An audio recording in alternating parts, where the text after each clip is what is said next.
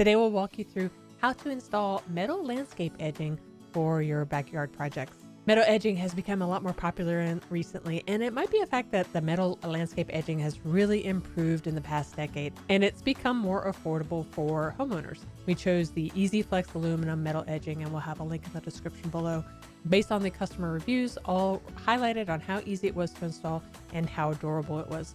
The price was a little bit higher than plastic or rubber, but it's still inexpensive. And the other two cool factors about it is that it never rusts and it is made in the USA. So those are two more positives that we liked as well. So in prepping for a flower bed for edging, the tools that you're going to want to have is a garden hose or a rope. You'll want a lawn edger tool if you can, a square shovel, some loppers or a pruning saw. You want also either a hacksaw or jigsaw with a metal blade. The first thing you want to do is you want to lay out where you're going to install your landscape edging. This is where the rope or the garden hose comes in. You want something that's long enough and sturdy enough to create the outline that you want. We wanted to go for more of a curved outline, and so we used that. Once you know where your edging is going to be, then it's time to start digging. This is where the lawn edger tool comes in, and then you can also have a shovel. The edging tool uses the outline. It creates the outline for you. And then the shovel you can use to create a small trench so that you can easily place the metal edging where you want it to go. And then you can backfill that in. Now, if you have a lot of trees near your flower beds, you might hit a few roots along the way. If the roots aren't very big, then you can take a round shovel and cut them out of your way. If they're 1 or 2 inch in diameter, then you can cut them with a pruning lopper or with a pruning folding saw. With your garden hose outline still in place, you want to start stepping on the edging tool right next along the line where you want it to go.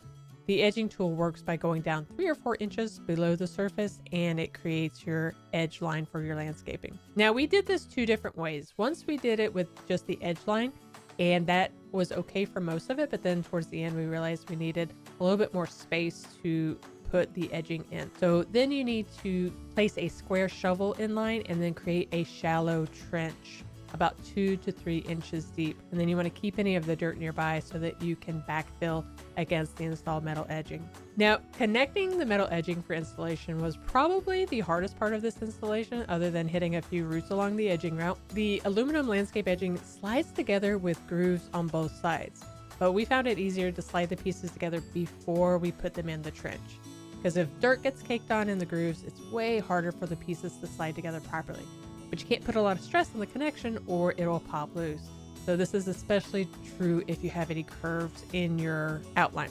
You want the pieces to slide together a minimum of 2 inches, but really they recommend 4 inches. Those will need to be closer to 6 or 8 inches or more if you have a sharp curve, since most sets have 4 sections that measure 6 feet. Note, depending on the design that you go with 4 sections fitted together, you may only get 22 to 23 linear feet of actual edging, even though the box says 24. Now we need to put the stakes in. You'll insert them at a 45-degree angle into the edging pre-drilled holes. And then depending on how tough your soil is, you might need to tap them flush to the edging with a mallet or a hammer. Since we live in Florida, most of the time we were able to simply push it in with a foot to install the stakes. If you have hard clay, you're definitely going to need a hammer to hammer them down. You also want to be careful when inserting the stakes so that your edging doesn't lean over.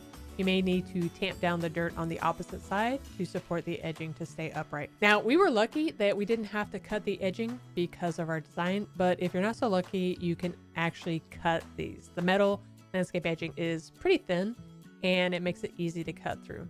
If you don't have power tools, then that's where the hacksaw comes in. Just mark your area where you want the edging to be cut with a black Sharpie. Hold down firmly with one hand and take long strokes with the hacksaw.